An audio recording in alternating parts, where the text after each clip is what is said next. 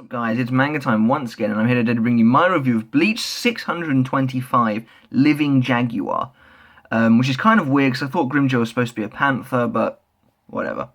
So it starts with Grimmjow showing up, obviously, and he's like, long time no see, Kurosaki. And it's a bit weird because at the end of 2 weeks ago, he when he appeared in the Garganta, he was looking kind of solemn, and I even said that it's a bit weird that he's not all super smiley, and now apparently he is all super smiley, so fair enough. So Ichigo's like, oh my god, you're Grimmjow, and then Grimmjow steps out of the Garganta, and we get this really cool title page, and it's really nice to actually get a title page. We haven't had one in what feels like forever, and it's, maybe the last one was Gremmy's fight, when he had that picture of his face in the name, but it doesn't really matter. Anyway, yeah, it's a big title page, Grimmjow's face with the kind of silhouette of his Adjudicast form behind him. It looks really cool, it's really cool, and there's a really cool chapter title as well. The next page is almost entirely wasted. It's just a chance for us to get a full look at how Grimmjow looks now. And he actually has black trousers, which I didn't see coming, because I'm pretty sure in 518 he's still got white trousers on, but whatever, it doesn't matter. The whole page is basically him jumping out of the Garganta. And so the next page, he basically appears in front of Ichigo, and I actually think Grimmjow looks really cool now. I think he looks better than he used to. I really like his new clothes, actually. I really like the whole trouser look, the thing going on, the double belt. I think he looks awesome. But anyway, yeah, he then says, how many years has it been? It looks like the scars from me have healed already. I don't think Ichigo got any scars off Grimmjow. Ichigo never seems to get any scars off anyone, actually. Grimmjow, of course, his scars have not healed. Well, they have. He's obviously not going to lose them, though. He's got a new one from Neutra as well, which he, funnily enough, doesn't bring up. But how many years has it been? It's been it's at least been, if we say there's 50 chapters a year, roughly, we're looking at 5 years. Yeah, no, maybe 4 years. It's been about 4 years since Grimmjow was around, which is super weird. But anyway, Ichigo's just like, you're looking well. And then Grimmjow's basically thought I died, didn't you? Which is funny because everyone kind of did for a long time. Kubo just didn't address Grimmjow's situation for so long. People were like, he's dead, that's just it. And I never thought he was dead because Grimmjow was so popular. There was no way Kubo was going to kill Grimmjow off like that with Neutra and all that sort of stuff. That was never going to happen. But, it's crazy that we're now only getting closure to an issue that I've been thinking about since before I went to university. Grimmjow was around since. It's really weird. It's really weird because I've been reading Bleach. In fact, I've been reading Bleach on a weekly basis since the Neutra Kenpachi fight was in the manga. So Grimmjow being defeated wasn't that far off. So yeah, really weird, really weird. But Grimmjow doesn't seem to have any character development because he goes straight for his sword and he tries to fight Ichigo, which is crazy because Ichigo's like they're a very important mission right now, but maybe it's something Grimmjow doesn't quite get. But anyway, Grimmjow unsheaths his sword and he creates a big shockwave, which might be indicative of his power. Ichigo picks up his blade and prepares to fight, and Grimmjow's like, as if I could die without killing you first. I've waited all this time just so I could get some payback. Which does imply that Grimmjow hasn't learned anything from the last time he fought Ichigo. A lot of people thought that Grimmjow might be indebted to Ichigo because Ichigo blocked Neutra's second attack and Neutra was going to try and kill him. But Grimmjow doesn't seem to have changed much at all. Although, he does seem to... the fact that he's even possibly entertaining the idea of working with them maybe does imply that he has changed. At least a little bit, anyway. But it's interesting to see in a minute how the way he talks to certain other characters, and to see the new dynamic amongst the Arrancar, which is cool. Because as Grimmjow goes for Ichigo, Nell suddenly pops out of the Garganta as well, and she's in her adult form. And she basically flies at Ichigo because we know that she loves Ichigo, and she's like, I missed you so much. And then she does her very typical over the top sort of I jump on Ichigo sort of thing. And apparently Urahara made her an armband that lets her change into any form she wants. But then she thinks that maybe it just means she can be an adult and not actually turn back into the child.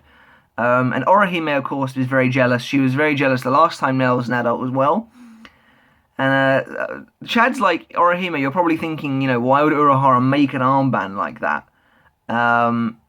And then Chad's like, don't worry about it though. He's just doing his part, and it's funny because Chad obviously realizes that Orihime is jealous of Nell, and that she might be upset that adult Nell is back, but Orihime protests. She's like, "There's no way I'd do anything like that."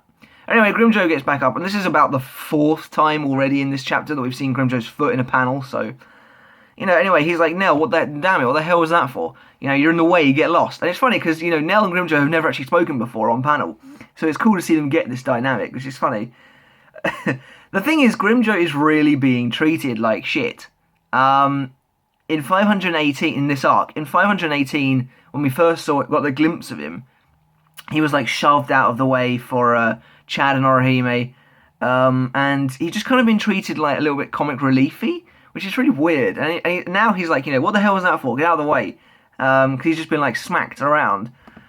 But of course, Nell talks shit to him because she doesn't like she doesn't like some of the Espada. And we know famously that she talked serious shit to Neutra, and she's like, my words exactly.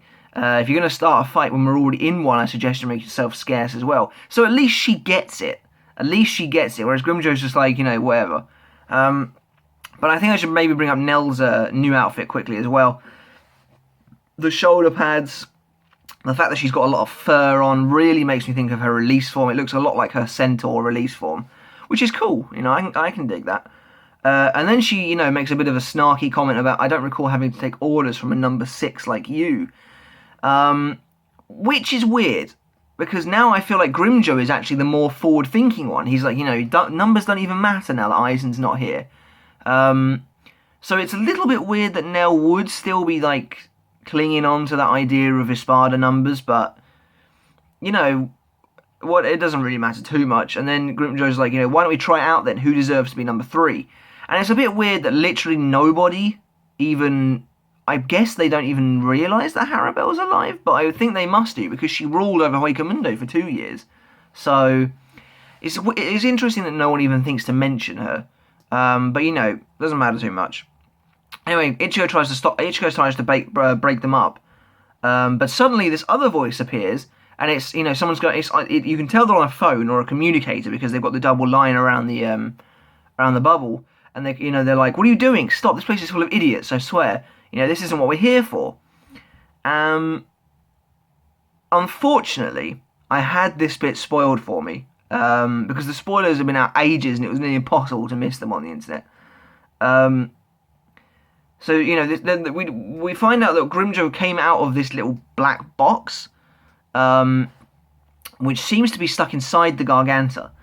And basically, the person on the phone is like, the enemy's going to find us, so please get your ass in here. And Ichigo's like, what the hell's that box? And then, who should turn up but Riruka, which is mental. That's a big deal, and I did not expect to see her. I didn't expect Kubo to even implement her like this. It's been not as long since we've seen her as Grimmjow. The last time he saw her was the last chapter of Execution Arc, which was consequently the last chapter before this arc. So, it's been a little while, 479, it's been a little while, it's been over 100 chapters. And Ichigo's face when he sees Riruka is actually kind of strange. He's obviously super surprised, but he's obviously not scared, he's not angry. He looks like almost kind of chibi, but it's hard, it doesn't really matter. But it's interesting that Riruka's here now, because pretty much all of Ichigo's harem is here now. Riruka, loves him, Orihime loves him, and so does Nell. They're the ones who, I think it's pretty safe to say, love him. Someone's probably going to say Rukia as well, but, Anyway, I'm not going to get into that. Then Yukio shows up, which I am really happy about. I didn't actually have that spoiled for me, so that's good. And he doesn't look any different. Riruka's got a whole new costume. She's now wearing some bunny suit thing, like a bunny kind of onesie, but not really. She looks better than she used to, I think. I never used to like her little maid outfit. I thought it looked a bit uncreative. But Ichigo's kind of a bit surprised to see Yukio as well. Interestingly, he doesn't seem to be bothered that they're there. because the last time we saw these guys, they were bad guys. Ichigo doesn't seem to be bothered though. I want to say that's for a couple of reasons. One, he's probably pretty certain they're of no threat because they're not the most powerful people in the group. Let's be honest. And two, I think there was the general consensus that most of Execution had reformed by the end of that fight. So yeah, he's probably not too bothered by them. But anyway, yeah. So the black box is actually Yukio's ability. And I'm actually very happy to see Yukio back. I was just saying because he's one of my favorites.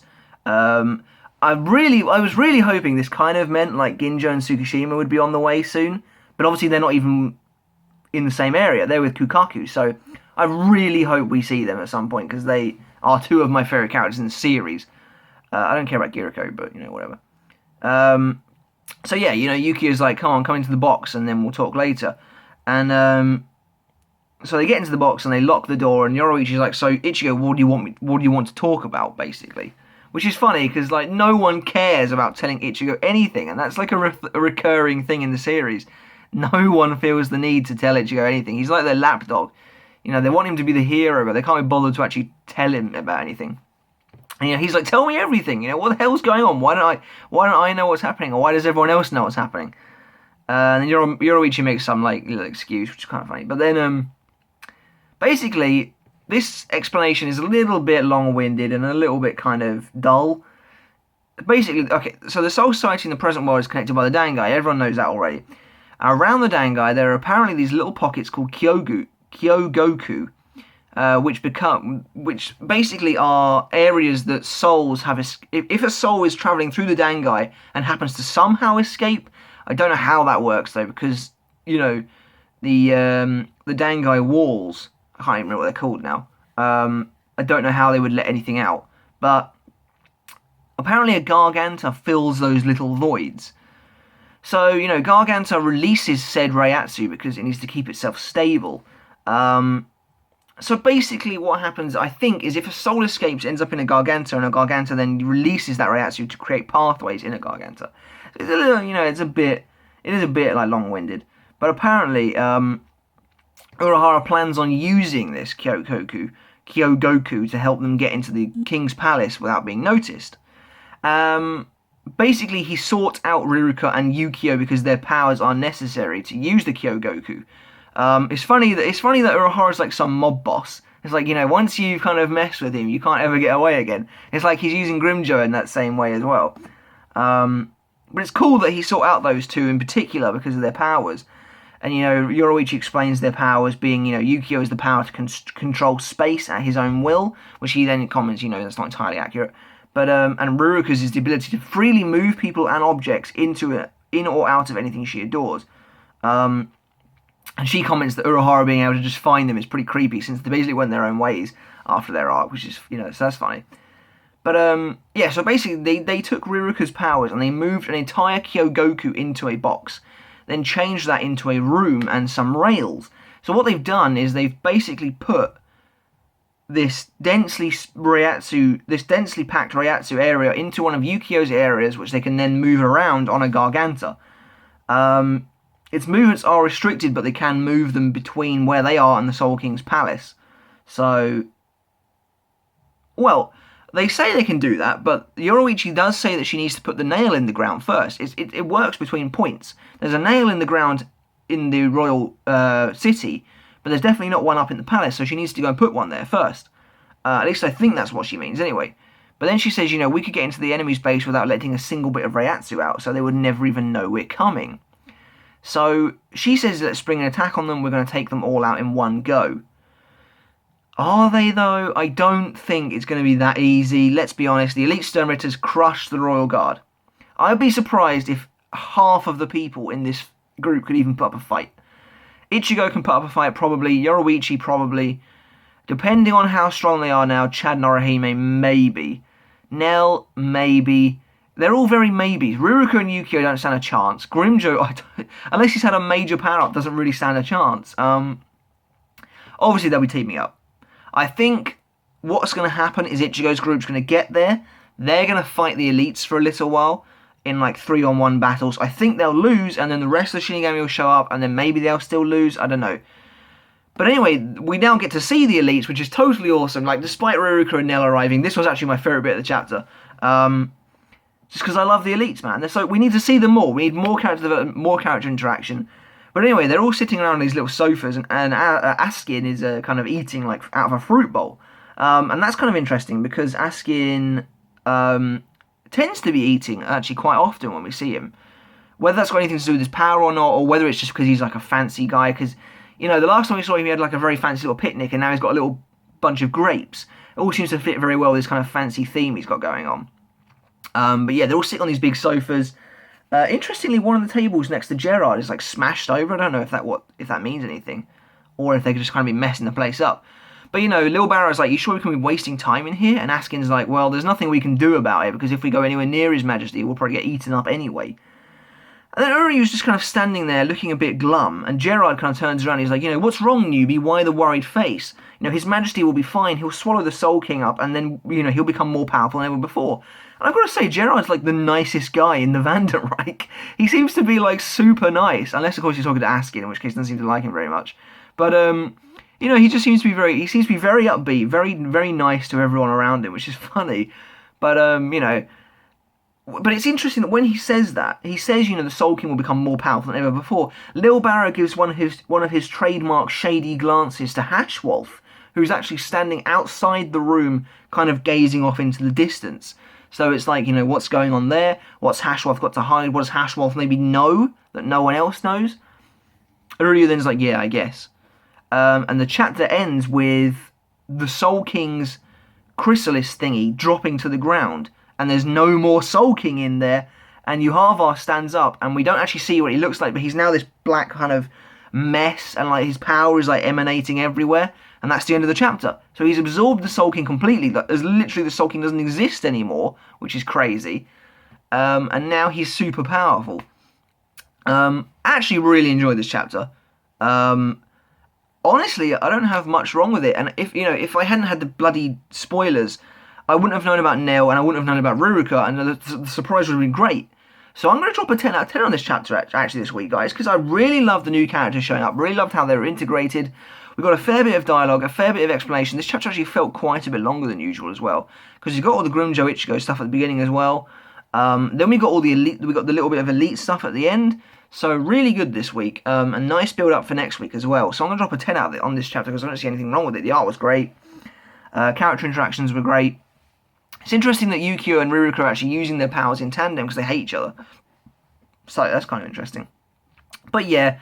I feel like this has been quite an in-depth review, so not an awful lot to go into. Now, as I said, kind of the last characters, in my opinion, left to kind of appear, that make I'm very excited about is Ginjo and Tsukishima. Obviously, there's Isshin, Ryuken, and that's Tessai. Actually, Tessai would be very cool, and so would Ryuken.